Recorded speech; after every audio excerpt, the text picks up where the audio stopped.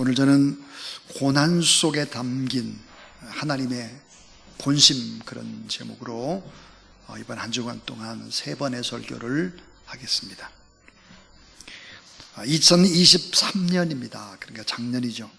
9월 18일 날 42살의 노장 우완투수 아담 웨일나이트가 세인루이스 구단 사상 3번째로 200승 투수의 반열에 올랐습니다.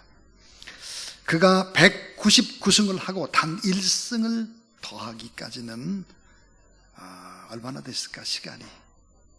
10연패의 괴로운 시간들을 보내야 했습니다. 또한 12번의 선발 등판이 더 필요했습니다. 역사적인 200승의 그날도 온몸에 테이프를 칭칭 감고 볼을 던졌죠.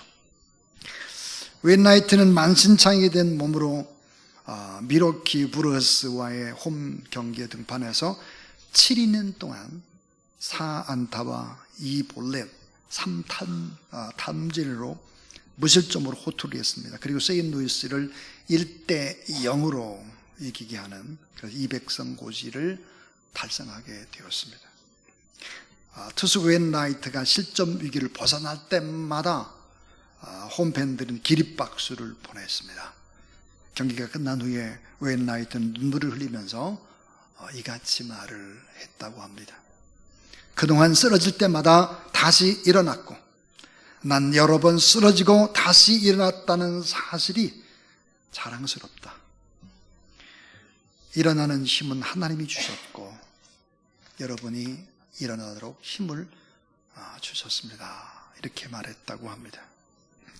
자, 2005년도 메이저리그에 데뷔한 그가 18시즌 동안에 478경기에서 200승, 그리고 128패 3세이브, 평균 자책점이 3.53, 탈삼진이 2022개, 이걸 달성한 기록은 쉽지 않은 기록이다 그럽니다. 자, 200승의 승리를 위해서 128번의 실패가 있어야 됐다. 20년 가까운 시간 동안 어떤 시간을 보냈는가? 그는 이렇게 회고했습니다. 많은 두려움, 긴장, 동요, 비판과 낙심, 고통과 시련의 숱한 감정 곡선을 줄타듯하며 얻은 결과다.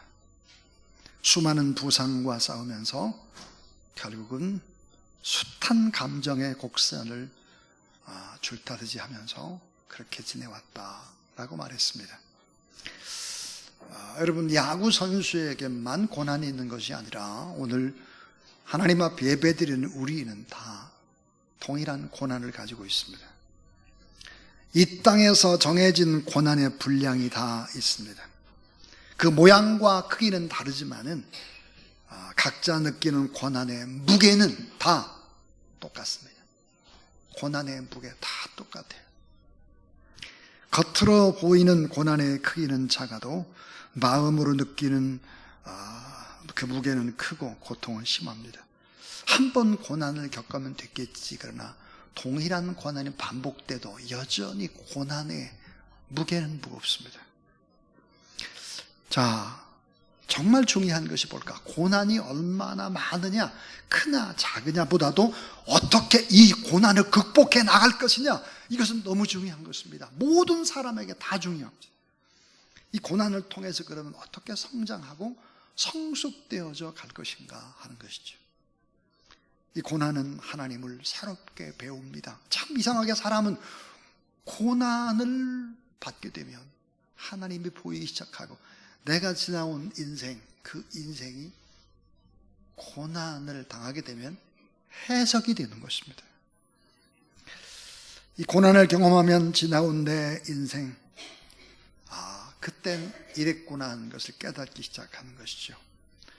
오늘 우리가 읽은 사무엘상 28장과 시편 56편은 긴밀한 관계, 짝을 맺고 있습니다. 이 사무엘상의 말씀을 이해해야 시편 56편, 다윗의 황금 같은, 다윗의 믹담, 황금의 시를 해석하고 깊이 있게 우리의 삶에 적용할 수가 있습니다. 그래서 오늘 사무엘상 28장에 관한 이야기를 하려고 합니다. 자, 많은 사람들, 이 세상을 살아가는 많은 사람들을 두 부리로 나눌 수 있습니다. 한 부리는 자기는 어떤 상황이 닥쳐와도 결코 자기가 품은 신념과 타협하지 않는다, 올곧게 나간다, 이 원칙주의자라고 합니다. 근데 반대로 상황에 따라 자꾸 색깔을 바꿔요. 여기 붙었다 저기 붙었다 해요. 카멜레온 같이 막 변화를 줘요. 기회주의자다 그래요. 기회주의자. 그러나 인생을 살다 보면 우리 안에, 인간 안에 이런 원칙주의자의 모습도 있지만 기회주의자의 모습이 공존하고 있다는 사실들을 우리는 알게 됩니다. 정말 믿음도 좋고 의지가 굳건한 사람도 현실이 너무 어려우니까 현실과 타협하는 거예요. 그리고 가서는 안 되는 길을 걸어가는 것이죠. 그런 모습들을 오늘 성경에 다윗이 보여줍니다. 하나님의 사람, 최대신앙적인 위기, 그 밑바닥으로 떨어져도 어처구니 없이 완전 바닥까지 떨어지게 되는 것이죠. 처참하게 망가지는 다윗의 모습입니다. 이해가 잘 되질 않죠. 자, 이 다윗이 망가지는 모습 속에서 오늘 우리의 삶의 모습들을 한번 투영해 볼 수 있으면 참 좋겠습니다.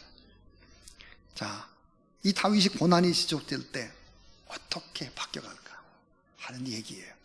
그 첫 번째입니다. 첫 번째는 이 고난이 지속될 때 두려움을 이기지 못하고 현실과 타협합니다. 두려움을 이기지 못하고 현실과 타협을 합니다. 왜 다윗은 블레셋으로 망명을 떠나는 어처구니 없는 이런 실수를, 적군의 땅으로 숨어 들어가나, 위험한 줄타기를 할까? 그것은 다름이 아니라 이스라엘의 초대왕 사울 왕의 끝없는 추적과 다윗의 쫓기는 신세, 고난의 삶들을 수없이 살았습니다. 얼마나 살았을까? 8년쯤 살았습니다. 정처 없는 광야 생활에서 8년쯤 접어들었을 때 자기 가족들과 부하들을 수백 명을 먹여 살리고 안전하게 이끌어야 했던 지도자. 그런 너무너무 힘이 들었죠. 그래서 결국은 8년을 넘기지 못하고 위기의 순간, 그는 8년이라는 시간을 돌아보면 그 정말 위기하고 어려움이었지만 하나님이 철저히 지켜주시고 보호해 주셨는데 어려움의 현실이 더 크니까 그걸 잊어버립니다. 그래서 두려움을 이기지 못하고 원수의 나라 이스라엘과 적대적인 나라 블레셋으로 망명하는 악수, 실수를 저질렀죠. 자, 그럼 블레셋 왕 아기스는 왜 블레셋의 명장인 골리앗을 죽인 적장이죠. 적장 다윗을 받아들였을까? 그 이유는 뭘까? 그것은 이스라엘과 블레셋은 철천지 원수 사이였고 특별히 지금 이스라엘의 실권을 쥐고 있는 바로 사울 왕과 다윗은 관계가 좋지 않았죠. 강력한 라이벌 세력이죠. 그럼 이 강력한 라이벌 세력인 이 다윗을 받아주고 도와줌으로써 이스라엘의 내분을 조장하는 것입니다. 이런 계략이었죠.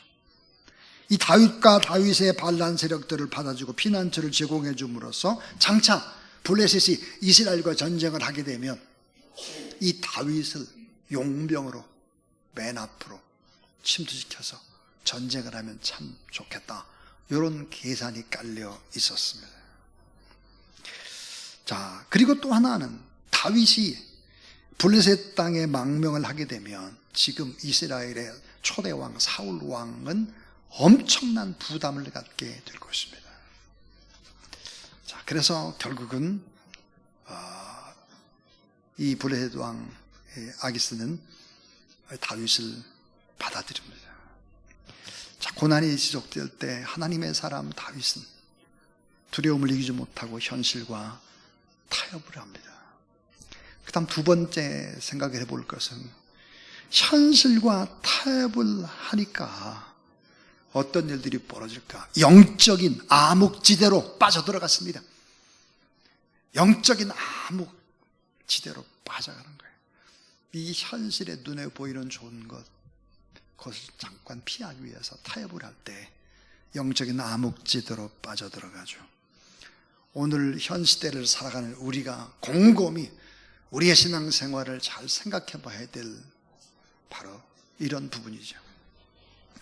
자, 블레셋에서 현실과 타협하는 동안에 육체적으로 광야 생활을 하지 않으니까 훨씬 더 육체적으로는 다윗과 주변의 사람들이 편했을 겁니다. 그런데 어때요? 영적으로는 암흑이에요. 영적으로는 늘 하나님과 동행하는 예배자, 늘 하나님 앞에 찬송하는 사람, 그 어떤 일이 있어도 하나님 앞에 엎드려 기도하는 사람인데 블레셋에서 거의 1년 반 동안 16개월 동안 영적으로 내리막을 치닫습니다. 찬양의 사람 다윗이 찬양의 샘이 말랐고 기도의 줄이 끊어졌습니다. 자, 어둠의 권세가 다스리는 블레셋에서 예배의 열정이 죽어갔습니다. 다윗이 있으므로 오히려 블레셋 사람들이 바꿔줘야 되는데 영적으로 힘이 없으니까 블레셋 사람들이 오히려 다윗이 동화되는 거예요. 다윗이 세속화되어져 갔습니다. 다윗이 세속화되어졌다라고 하는 세 가지의 증거가 나옵니다. 오늘 우리는 깊이 따져봐야 합니다. 우리가 하나님 앞에 온전한 예배를 드리지 못하고 신앙생활을 바르게 하지 못할 때 우리도 이가 똑같이 세 가지의 문제에 부딪히게 된다는 거죠. 자, 다윗이 이 블레셋과 타협을 할 때 어떤 일들이 일어났을까? 그 세 가지는 뭘까? 그 첫 번째는 진실한 다윗이 거짓말을 하는 거예요. 계속 거짓말입니다. 블레셋 왕 앞에서 뭐라고 거짓말을 하느냐? 나는 당신의 종입니다. 저의 주인은 당신입니다. 여러분, 다윗이 그런 사람이 아니잖아요. 나의 진정한 주인은 여호와 하나님이요, 나는 여호와 하나님의 종입니다. 이렇게 말했던 사람이 블레셋 왕을 하나님처럼 그렇게 불러요. 살기 위해서 그러는 거죠. 자, 그리고 이 사람들을 먹여 살리기 위해서는 어떤 짓을 했는가? 자, 블레셋 국경에 있는 블레셋 사람들의 마을을 약탈을 합니다. 그래서 먹는 거 이렇게 가지고 이제 오죠. 그리고는 거짓말을 칩니다. 블레셋 왕에게는 뭐라고 거짓말을 쳤는가? 이스라엘 마을에 가가지고 약탈을 해왔다, 거짓말을 합니다. 임시 방편으로 자기 살기 위해서 계속 말을 바꾸는 하나님의 사람이 어떻게 이렇게 할 수 있을까? 또 하나, 다윗은 어떤 일을 할까? 그렇게 인자했던 다윗이 무자비한 사람이 됩니다. 너무너무 폭력적이죠. 포로를 죽입니다. 민간인들을 학살합니다. 이렇게 생각을 해도 할 수도 있겠죠. 블레셋 적군을 죽이는 게 어떠냐? 우리의 적인데, 이렇게 생각을 해도 잘못된 생각이죠. 이거는. 왜냐하면 이 전쟁은 하나님이 허락한 전쟁이 아니기 때문이죠. 너무 거칠어졌어요. 다윗이 너무 무자비합니다. 죽입니다. 거칩니다. 또 하나님의 사람 다윗이 어떻게 됐을까? 욕심 많은 물질을 붙잡는 사람이 됐습니다. 돈 하는 거예요. 욕심이 없었던 다윗, 물질주의자가 되는 거예요. 나를 지켜줄 것이 위기 때는 돈밖에 없다, 이런 생각을 하는 것입니다. 그래서 블레셋 왕에게는 어떻게 해가? 진상품을 갖다 바쳐요. 좋은 걸 갖다 바치고 신앙의 정체성에 혼란에 빠졌다는 것입니다. 여러분, 우리가 하나님 앞에 영성 생활을 바로 하지 못할 때 세상은 우리를 그대로 놔두질 않아요. 우리는 거짓말을 하게 됩니다. 거칠어집니다. 욕심 많은 물질주의자가 되는 것입니다. 이게 바로 성경의 이야기죠. 선하고 착했던 다윗이 거짓말을 잘하고 폭력이 되고 너무 악하고 거칠어져 가고 물질의 욕심을 가진 사람으로 변한 것은 그럼 누구 때문이었을까? 그 이유는 블레셋 왕 아기스 때문이었습니다. 블레셋 왕 때문이죠. 그는 처음부터 다윗을 이용할 속셈으로 블레셋 망명을 허락했습니다. 자, 이 세상을 잠시 장악하고 있는 이 공중 권세자분자, 이 사탄이 세상의 진짜 주인이 하나님인데, 마귀는 진짜 자기가 주인인 것처럼 사람들을 속이는 것입니다. 그래서 어때요? 거짓말을 하죠. 폭력적이죠. 사람들을 죽이죠. 물질을 가지고 사람의 마음을 뺐습니다. 이거를 누가 하는 거예요? 이거를 바로 사단의 세력이 하는 거예요. 근데 이거를 누가 따라했어요? 다윗이 따라한 것입니다. 하나님의 사람 다윗은 블레셋 왕 아기스에게 계속 고백을 합니다. 저는 당신의 종입니다. 저의 주인은 아기스 당신입니다. 어처구니없는 고백입니다. 이것은 진심이 아니죠. 진심이 아니더라도 다윗이 그렇게밖에 할 수 없는 이유, 다윗은 아마 이렇게 핑계댈 거예요. 살아남기 위해서. 세상 권세를 주인으로 부르는 것입니다. 살기 위해서. 그렇게 살면 안 되잖아요.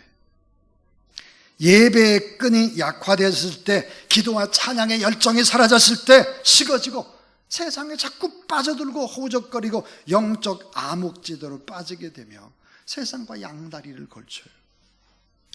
하나님의 사람은 자기도 모르게 자꾸 거칠어지고 무서워지는 그런 얘기를 막 해요. 돈 해요. 이렇게 살아서는 안 되잖아요. 자, 이렇게 되면 이 세 번째 더 큰 문제가 생기기 시작하죠. 이 세 번째는 따라하세요. 최악의 상황. 예, 최악의 상황. 외통수에 걸리게 돼요. 외통수.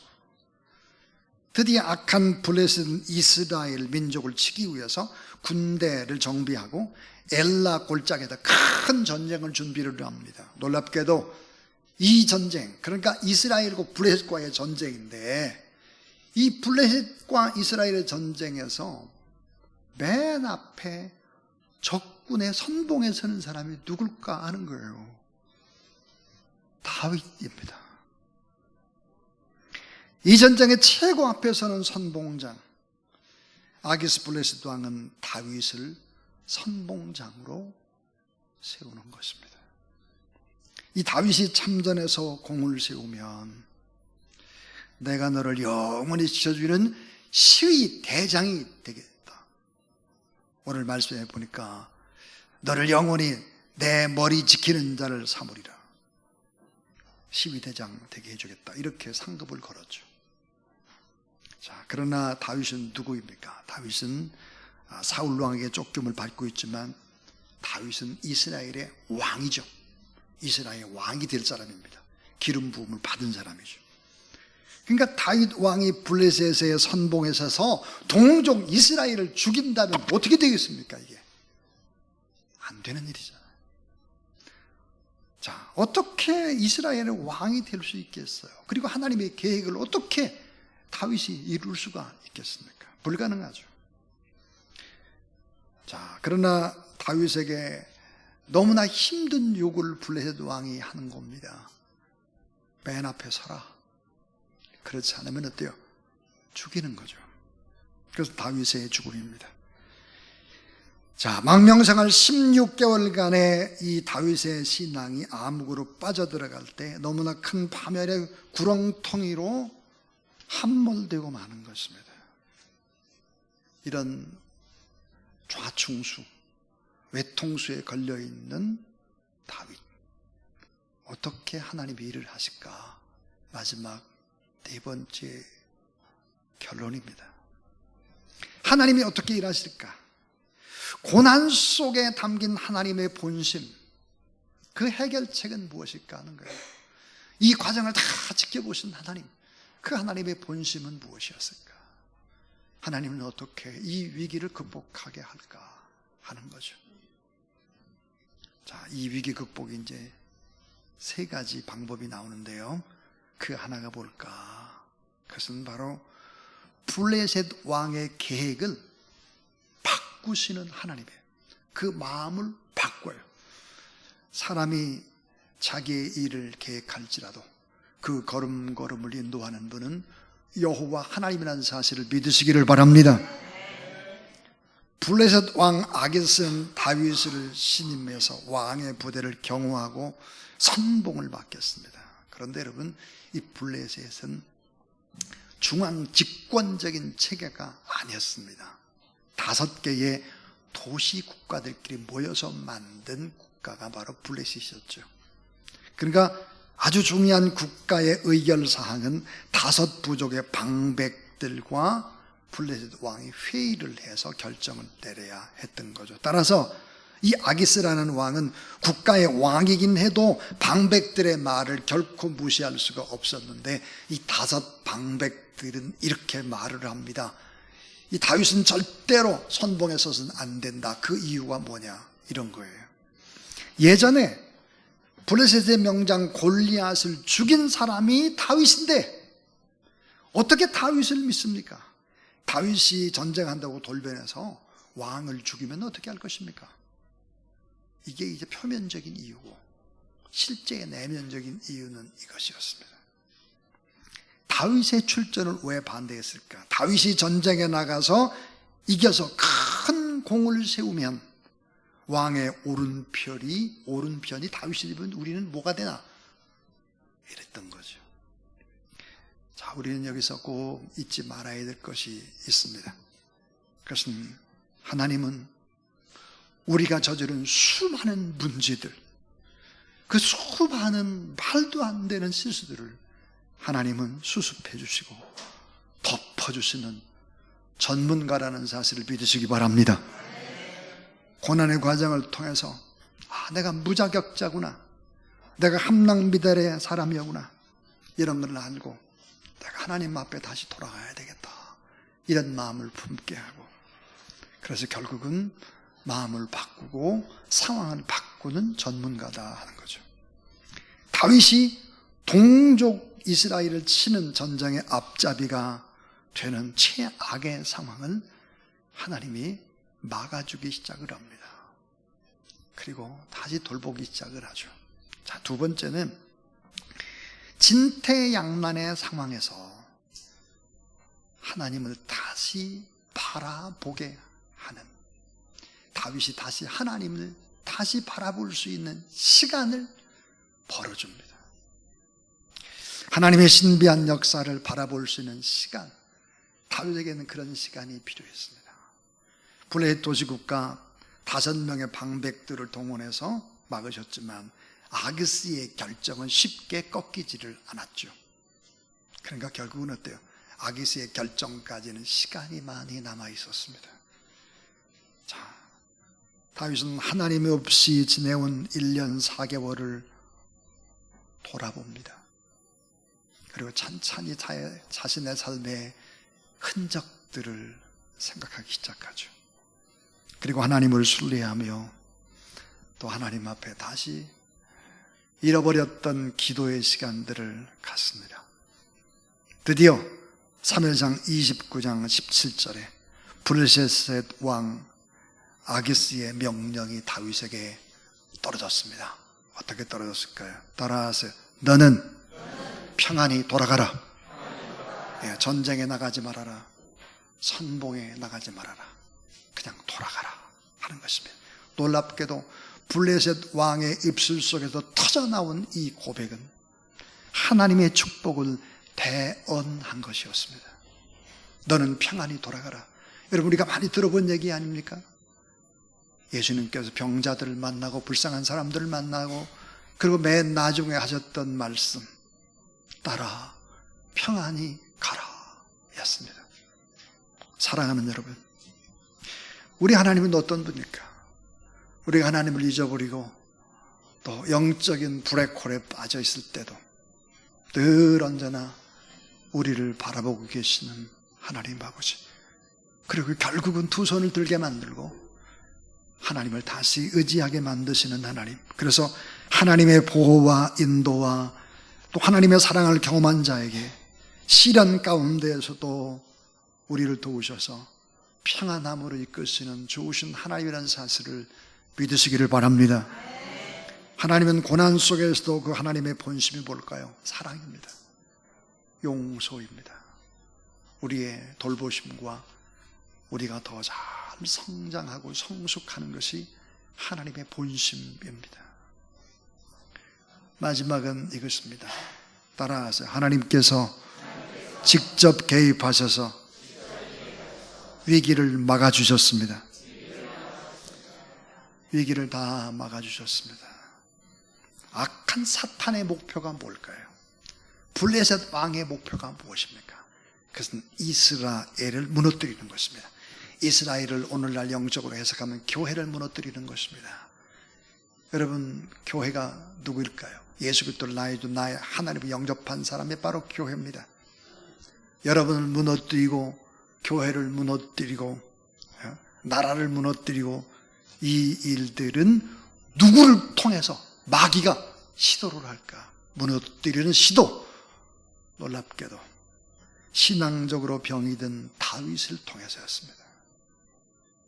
무너뜨리려고 시도한 것이 교회 안에서 상처를 입은 사람들을 통해서, 불신자가 아니라 한때 교회에 다녔던 사람들을 통해서 공격을 하게 되는 것이죠. 하나 된 사람들이 분열을 하고 대립하도록 하고 이런 것들을 조장하는 것입니다. 사랑하는 여러분, 불완전한 교회라고 할지라도 이 교회는 끝없이 하나님의 신적인 기관이기 때문에 이 교회를 사랑하는 여러분 되기를 바랍니다. 교회의 머리 주님이시고 교회 주님의 몸, 또 이 교회는 여전히 하나님께서 사용하는 신적인 기관이 바로 교회입니다. 나라와 민족을 축복하기 위해서는 결국은 통로가 필요한데 이 파이프라인과 같은 축복이 바로 교회를 통해서 시작이 되는 것이죠. 교회가 병드는 것은 그 통로가 다 막히는 것이고 나라와 민족의 장래가 없는 것입니다. 하나님의 은혜로 다윗은 블레셋 망명생활 1년 4개월의 삶 가운데 가장 큰 위기를 넘겼습니다.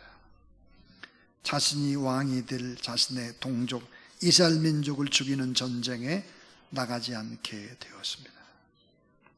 하나님의 사람 다윗이 블레셋 땅에서 1년 4개월 동안 예배를 잃어버리고 찬양을 잃어버리고 기도를 잃어버리는 세월,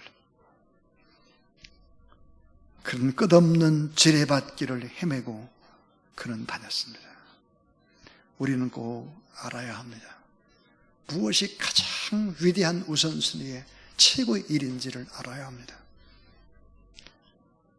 블레셋 왕의 비유를 마치면서 발버둥을 치다 보니 어느새 그토록 아름다웠던 다윗은 망가져서 새 속에 괴물이 되어갔습니다.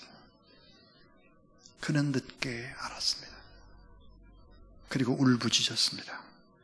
시편 56편은 가장 치욕적이었던 때 그의 삶을 훗날 돌아보고 하나님 앞에 수없이 눈물을 흘리며 통곡을 하며 지은 시입니다. 다시 아버지의 품으로 돌아오는 하나님의 사람의 고백입니다. 오늘 우리는 왜 지금 이 설교를 듣고 있을까? 어떤 한 사람 때문인지도 모릅니다. 어떤 한 사람, 자꾸만 예배 생활을 소홀히 하고 세상으로 점점 빠져드는 그 어떤 한 사람, 그 한 사람 때문에 오늘 이 설교가 필요한지도 모르겠습니다. 자, 이제 오늘 사무엘상 28장의 내용들을 우리가 쭉 훑어보았습니다. 그리고 시편 56편은 블레셋의 망명의 시간대 지어진 것이 아닙니다. 후에 지어지죠. 그래서 우리 시편 56편 이 말씀을 한번 낭송을 할 텐데요. 방송실에 한번 띄워주세요. 띄워주시고 여러분도 이 다윗의 마음을 한번 생각하면서 다시 한번 쭉 새겨보면 좋겠습니다. 자, 낭송해 주세요. 하나님이여 내게 은혜를 베푸소서. 사람이 나를 삼키려고 종일 치며 압제하나이다. 내 원수가 종일 나를 삼키려 하며 나를 교만하게 치는 자들이 많사오니 내가 두려워하는 날에는 내가 주를 의지하리이다. 내가 하나님을 의지하고 그 말씀을 찬송하올지라. 내가 하나님을 의지하였은즉 두려워하지 아니하리니 혈육을 가진 사람이 내게 어찌하리이까. 그들이 종일 내 말을 곡해하며 나를 치는 그들의 모든 생각은 사악이라. 그들이 내 생명을 엿보았던 것과 같이 또 모여 숨어 내 발자취를 지켜보나이다. 그들이 악을 행하고야 안전하오리까. 하나님이여 분노하사 뭇 백성을 낮추소서. 나의 유리함을 주께서 계수하셨사오니 나의 눈물을 주의 병에 담으소서. 이것이 주의 책에 기록되지 아니하였나이까. 내가 아뢰는 날에 내 원수들이 물러가리니 이것으로 하나님이 내 편이심을 내가 아나이다. 내가 하나님을 의지하여 그의 말씀을 찬송하며 여호와를 의지하여 그의 말씀을 찬송하리이다. 내가 하나님을 의지하였은즉 두려워하지 아니하리니 사람이 내게 어찌하리이까. 하나님이여 내가 주께 서원함이 있사온즉 내가 감사제를 주께 드리리니 주께서 내 생명을 사망에서 건지셨음이라. 주께서 나로 하나님 앞 생명의 빛에 다니게 하시려고 실족하지 아니하게 하지 아니하셨나이까. 아멘.